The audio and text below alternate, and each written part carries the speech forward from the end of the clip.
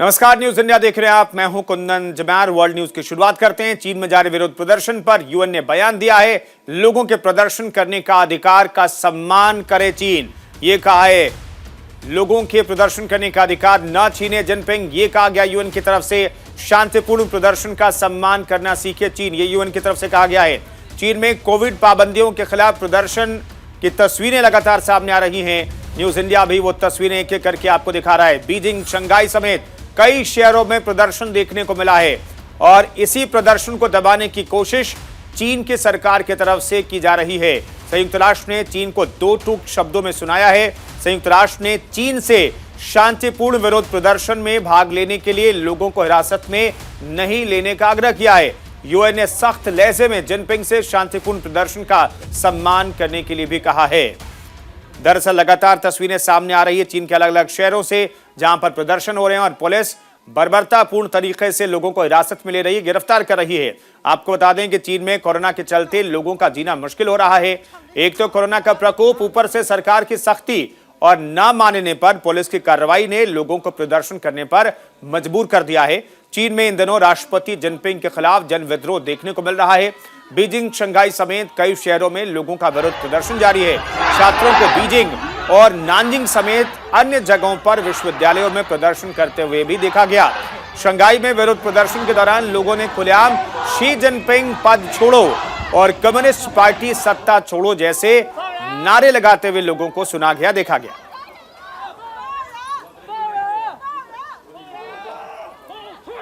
तो विरोध प्रदर्शन की तस्वीरें हम आपको दिखा रहे हैं और बड़ी तादाद में पुलिस बल को तैनात करके लोगों को विरोध प्रदर्शन करने से भी रोका जा रहा है, लोगों को गिरफ्तार किया जा रहा है। बर्बरतापूर्ण कार्रवाई चीन सरकार की तरफ से की जा रही है, बल प्रयोग किया जा रहा है। दरअसल कोरोना के मामले चीन में बढ़े हैं। कल जो आंकड़े आए उसके मुताबिक 40,000 से ज्यादा मामले एक दिन में सामने आए हैं और जीरो कोविड पॉलिसी के तहत चीन सरकार काम करती है। इसके तहत वहां पर कार्रवाई की जा रही है। ये तस्वीरें हम आपको दिखा रहे हैं जहां पर एक बीबीसी के पत्रकार को भी इस तरीके से उनके साथ मारपीट की गई और फिर उन्हें हिरासत में लिया गया। हालांकि बाद में खबर आई कि बीबीसी के पत्रकार को पुलिस ने रिहा भी कर दिया। और चीन में प्रदर्शन पर सख्ती बरत रहा है अमेरिका। भड़का हुआ है अमेरिका। व्हाइट हाउस ने शांतिपूर्ण प्रदर्शन का समर्थन किया है। यूएस ने कहा है कि विरोध का अधिकार दबाना ठीक नहीं है। इस वक्त की बड़ी खबर, उधर व्हाइट हाउस ने चीन में लोगों के शांतिपूर्ण प्रदर्शन का समर्थन किया है। अमेरिका ने कहा है कोविड-19 लॉकडाउन के खिलाफ शांतिपूर्वक विरोध करना चीनी लोगों का अधिकार है। व्हाइट हाउस के राष्ट्रीय सुरक्षा प्रवक्ता जॉन किर्बी ने पत्रकारों से बातचीत करते हुए कहा कि व्हाइट हाउस शांतिपूर्ण विरोध प्रदर्शन के अधिकार के समर्थन में है। किर्बी ने इस दौरान ये भी कहा कि अमेरिका को कोविड-19 टीकों के लिए चीन से कोई अनुरोध नहीं मिला है। आपको बता दें कि चीन के झिंजियांग क्षेत्र में आग लगने के बाद पिछले हफ्ते विरोध प्रदर्शन शुरू हुआ था, जिसमें 10 लोग मारे गए थे। इसके बाद प्रदर्शनकारियों ने जीरो कोविड पॉलिसी के खिलाफ शहर शहर हंगामा शुरू कर दिया है। उधर चीन ने कोरोना संक्रमितों का आंकड़ा जारी किया है, जिसके मुताबिक सोमवार को 40,000 से ज्यादा मामले सामने आए थे।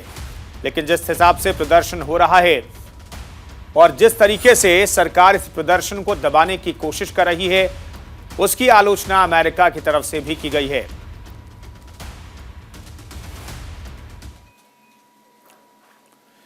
इधर चीन को लेकर के ऋषि सुनक ने भी बड़ा बयान दिया है। ब्रिटेन के प्रधानमंत्री ने बड़ा बयान दिया है। सुनक ने कहा ब्रिटेन चीन का स्वर्ण युग समाप्त हो गया है, यानी कि ब्रिटेन और चीन के बीच जो रिश्ते थे, जो गोल्डन एज था, वो खत्म हो चुका है। चीन दुनिया में बढ़ा रहा है प्रभाव, ऋषि सुनक ने यह भी बयान दिया है। चीन पेश कर रहा है नई चुनौतियां, ये भी ऋषि सुनक ने बयान दिया है। सुनक ने बीबीसी पत्रकार पर हमले का भी जिक्र किया। कल चीन में बीबीसी के पत्रकार की गिरफ्तारी हुई थी। ब्रिटेन के प्रधानमंत्री सुनक ने कहा कि चीन के साथ ब्रिटेन का स्वर्ण युग समाप्त हो गया है। ब्रिटिश प्रधानमंत्री ऋषि सुनक ने अपने भाषण में कहा है कि चीन के प्रति ब्रिटेन के दृष्टिकोण को विकसित करने की जरूरत है, क्योंकि बीजिंग वैश्विक प्रभाव के लिए प्रतिस्पर्धा कर रहा है। सुनक का कहना है कि चीन हमारे मूल्यों और हितों के लिए एक चुनौती पेश करता है और ये चुनौती बढ़ती जा रही है। धीरे धीरे ये तानाशाही की ओर बढ़ रहा है। इस दौरान उन्होंने बीबीसी के एक बयान का जिक्र करते हुए कहा कि हाल ही में उसके एक पत्रकार पर चीनी पुलिस ने हमला किया है। वहीं सुनक ने कीव को सैन्य सहायता बनाए रखने की बात कही। उन्होंने कहा कि इसमें कोई संदेह नहीं है कि हम यूक्रेन के साथ तब तक खड़े रहेंगे जब तक उसे जरूरत है। हम अगले साल तक अपनी सैन्य सहायता बनाए रखेंगे। हम एयर डिफेंस के लिए नया समर्थन प्रदान करेंगे। आपको बता दें कि बाली में इस महीने के G20 शिखर सम्मेलन में सुनक और चीन के राष्ट्रपति शी जिनपिंग के बीच एक बैठक हुई थी और पिछले हफ्ते लंदन ने सरकारी भवनों से चीन में बने सुरक्षा कैमरों पर प्रतिबंध लगा दिया था।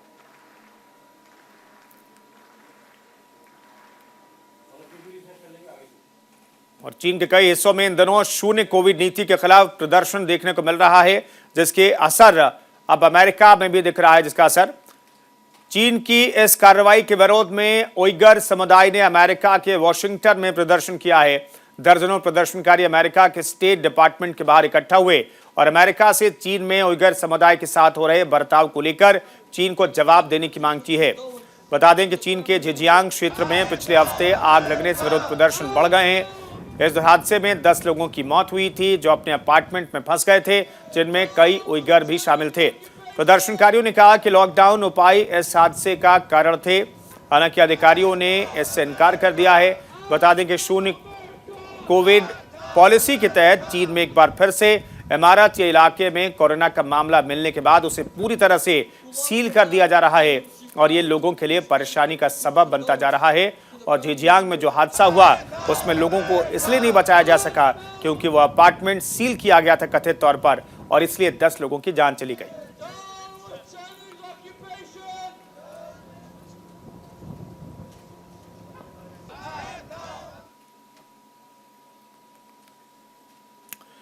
पूर्व अमेरिकी राष्ट्रपति डोनाल्ड ट्रंप श्वेत वर्चस्ववादी निक फ्लुएंट्स के साथ डिनर को लेकर आलोचना का शिकार हो रहे हैं। रिपब्लिकन नेताओं के बाद अब व्हाइट हाउस ने भी इस मामले में ट्रंप की आलोचना की है और उनकी इस मुलाकात को घिनौनी हरकत बताया है। व्हाइट हाउस ने एक बयान में कहा कि अमेरिकी समाज में नस्लवाद, कट्टरता और यहूदी विरोधी जैसी घिनौनी हरकतों के लिए कोई जगह नहीं है।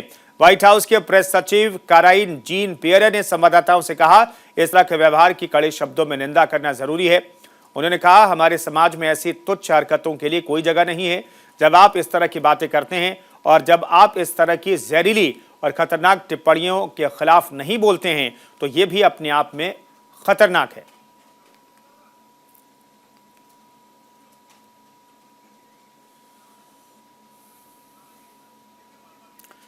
हिलेरी क्लिंटन न्यूयॉर्क में ईरान में प्रदर्शनकारियों के समर्थन में दिखाई दी।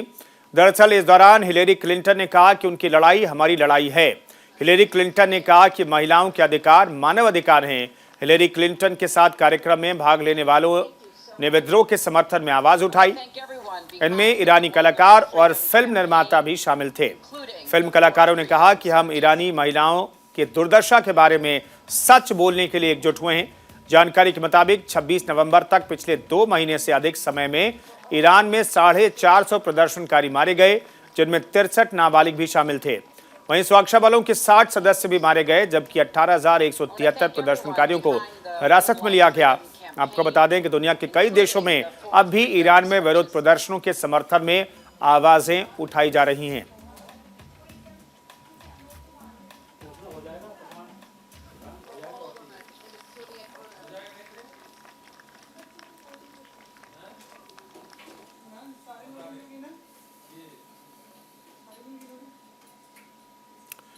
इधर यूक्रेन में रूसी प्रॉक्सी बलों से कुछ छात्र रिहा किए गए हैं। यूक्रेनी अधिकारियों ने डोनेस्क में छात्रों को रिहा किए जाने की पुष्टि भी की है।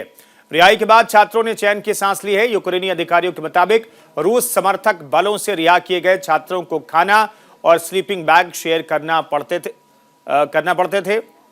रूसी प्रॉक्सी बल से रिहा हुए छात्र व्लादिमीर ने कहा है, जब मुश्किल समय था तब हमारे पास निश्चित संख्या में लोग थे और सभी के लिए पर्याप्त स्लीपिंग बैग नहीं थे। हम खुद को केवल एक रेनकोट से ढक सकते थे।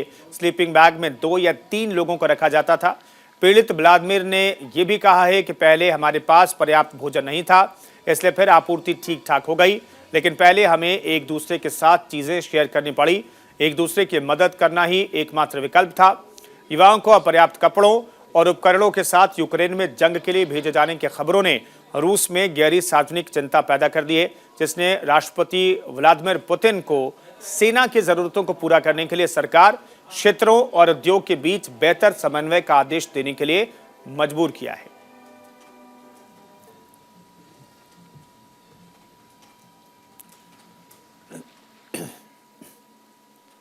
इधर रूस के खिलाफ जंग के बीच यूक्रेनी राष्ट्रपति ने बड़ा बयान दिया है। यूक्रेन के राष्ट्रपति ज़ेलेंस्की ने आरोप लगाया है कि रूसी सेना ने खेरसोन क्षेत्र में एक हफ्ते में 258 बार गोलीबारी की है। ज़ेलेंस्की ने एक बयान में कहा, रूसी सेना ने पिछले हफ्ते यूक्रेन के दक्षिणी खेरसोन क्षेत्र में 30 बस्तियों पर 258 बार गोलीबारी की। बता दें कि रूसी सेनाएं इस महीने की शुरुआत में निप्रो नदी के पश्चिम तट से पीछे हटी हैं, लेकिन वो खेरसोन शहर सहित कई कस्बों और गांवों पर नए लॉन्च पैड से गोलीबारी भी कर रही है। बीती रात एक वीडियो संबोधन में ज़ेलेंस्की ने यह भी कहा कि रूसी सेना ने खेरसोन के उत्तर पश्चिम में माइकोलाइव शहर में पानी की आपूर्ति करने वाले एक पंपिंग स्टेशन को क्षतिग्रस्त कर दिया, जिससे वहां के लोगों के लिए मुश्किलें और भी बढ़ गई हैं।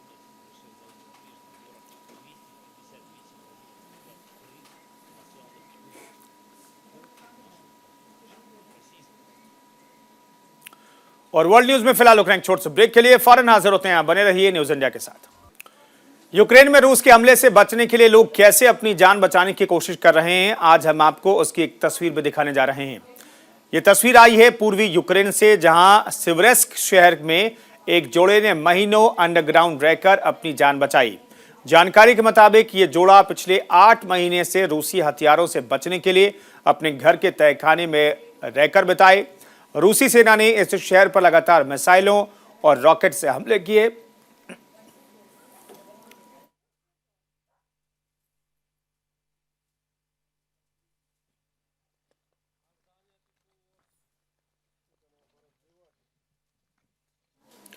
तो सिवरेस्क शहर की तस्वीरें हम आपको दिखा रहे हैं, जहां हर तरफ तबाही तबाही दिखाई दे रही है। जुलाई की शुरुआत में इस जोड़े के घर पर मिसाइल का हमला हुआ था, जिसके बाद ये दोनों बेसमेंट में जाकर रहने लगे और 8 महीने वहां गुजार दिए। और जब बाहर निकले तो बर्बादी का मंजर देखकर उनकी आंखों में आंसू आ गए। इनका कहना है कि बिजली, पानी या गैस नहीं होने के बाद भी उन्होंने बेसमेंट में लकड़ी से जलने वाला चूल्हा स्थापित करने से कठिन समय बिताया है।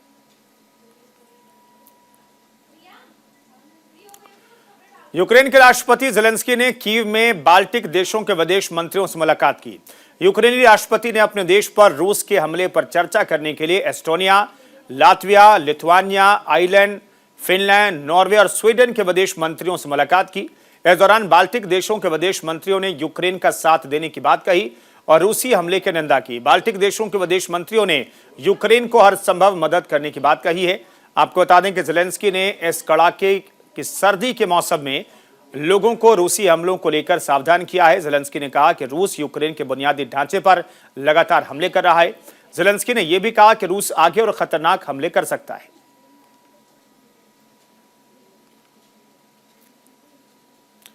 एलन मस्क के ट्विटर की कमान संभालने के बाद से सोशल मीडिया प्लेटफॉर्म लगातार सुर्खियों में बना हुआ है।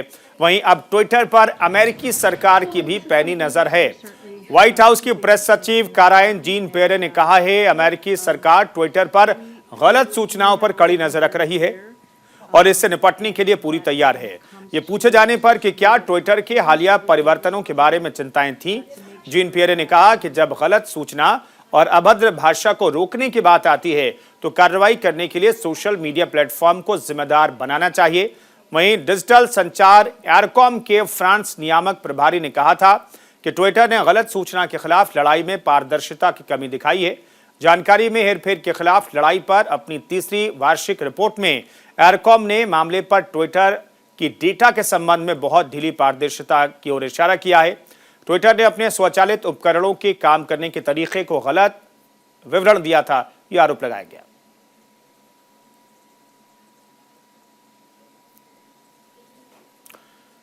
फिलहाल आगे बढ़ते हैं। ड्रग तस्करी के आरोप में रूसी जेल में बंद अमेरिकी बास्केटबॉल प्लेयर ब्रिटनी ग्रीनर की रिहाई पर बातचीत चल रही है। व्हाइट हाउस के प्रवक्ता जॉन किर्बी ने व्हाइट हाउस ब्रीफिंग में कहा है, अमेरिकी सरकार अभी भी जेल में बंद अमेरिकियों ब्रिटनी ग्राइनर और पॉल पैलन को रिहा करने के समझौते को लेकर रूस से बातचीत कर रहा है। किर्बी ने कहा कि हम चाहते हैं कि दोनों अमेरिकी नागरिक जल्द से जल्द घर लौट आएं। प्रशासन इसके लिए प्रतिबद्ध रहेगा।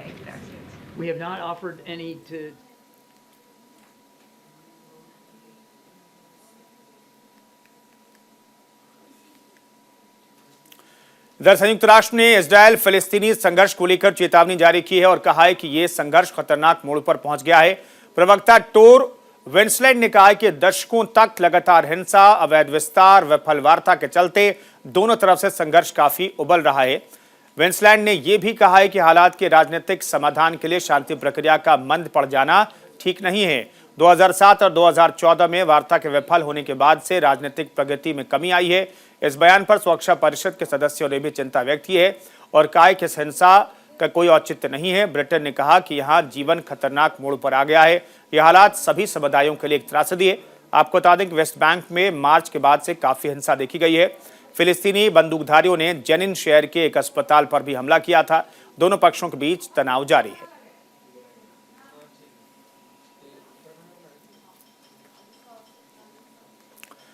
पूर्वी अफ्रीकी क्षेत्रीय प्रमुखों ने शांति वार्ता के लिए समर्थन का वचन दिया है। आपको बता दें कि पूर्वी अफ्रीका समुदाय के प्रमुखों ने नैरोबी में मुलाकात की और कांगो के पूर्वी लोकतांत्रिक गणराज्य के अशांत क्षेत्र के लिए एक स्थानीय शांति प्रक्रिया खोजने के लिए एकजुटता दिखाने की पहल की है। यह बैठक अंगोला में एक शिखर सम्मेलन में संघर्ष विराम को लेकर के की गई है। केन्या के पूर्व राष्ट्रपति ने संघर्ष विराम का सम्मान करने वाले समूहों से आग्रह किया है कि वो गोमा में शिविरों में शरण लिए हुए लोगों को मानवीय सहायता प्रदान करें। उन्होंने कहा कि सशस्त्र समूहों शत्रुता समाप्त करना चाहिए। आपको बता दें कि संयुक्त राष्ट्र की सबसे बड़ी शांति सेना पर अरबों डॉलर खर्च करने के बावजूद 120 से अधिक सशस्त्र समूह पूर्वी कांगो के बड़े क्षेत्रों में काम करना जारी रखे हुए हैं।